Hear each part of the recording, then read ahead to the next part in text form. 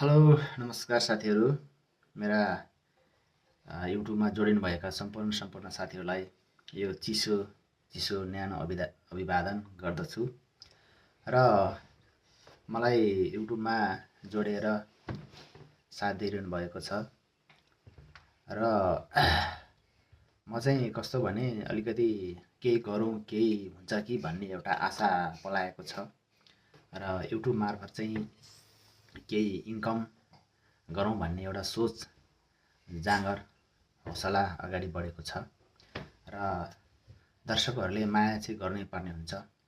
मैले आज एउटा भिडियो चाहिँ बोलेर बनाउनु पर्यो। किन भन्दाखेरि म विगत केही महिनादेखि नै मेरो युट्युब च्यानलमा निरन्तरता लागिरहेको छु। र खास के भइरहेको छ भने मलाई दर्शकहरूले जति पनि माया गरिरहनु भएको छ उहाँहरूलाई धेरै धेरै धन्यवाद। र उहाँहरूले जुन मेरो युट्युब च्यानलमा सब्सक्राइब गर्नुभएको छ उहाँहरूलाई धेरै धेरै धन्यवाद दिन चाहन्छु। र उहाँहरूको लागि एउटा सुझाव चाहिँ के छ भने यो भिडियो चाहिँ अन्तिमसम्म हेर्नुहोला है। म सबैजनालाई समेट्नेछु यो भिडियोमा। जति पनि मलाई सब्सक्राइब गर्नुभएको छ उहाँहरूले चाहिँ मेरो भिडियोमा कमेन्ट कस्तो छ भिडियो त्यो अनुसारको कमेन्ट गर्नुहोला।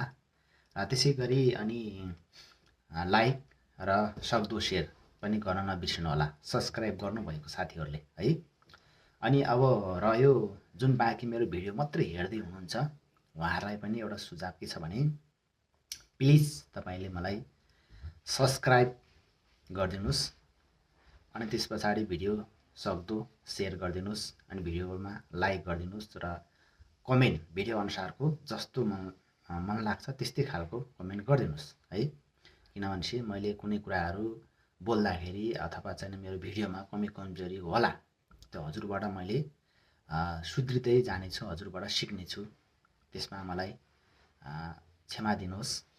र अनि दोस्रो कुरो चाहिँ कस्तो भने मैले यो युट्युबमा भिडियो बनाउँदै गरेको कारण के हो भन्दाखेरि जुनै पनि भिडियोहरू भोलि अब यस्तै भिडियो बनाउँदै जाने क्रममा के हुन्छ भने अब राम्रो भ्युज गयो, राम्रो वाच टाइम पुग्यो भने जतिको भयो भने मोनेटाइज भयो भने 1000 सब्सक्राइब पुग्यो भने मैले जुन युट्युब मेरो च्यानलबाट आएको पैसाले मैले कुनै रोगी अथवा चाहिने औषधि उपचार नपाएकाहरूलाई म सहयोग गर्नेछु है। त्यो पैसाले सबै होइन, त्यसको पनि केही पैसाले। किनभने मेरो पनि मेहनतमा अब थोरै पैसा खर्च हुन्छ।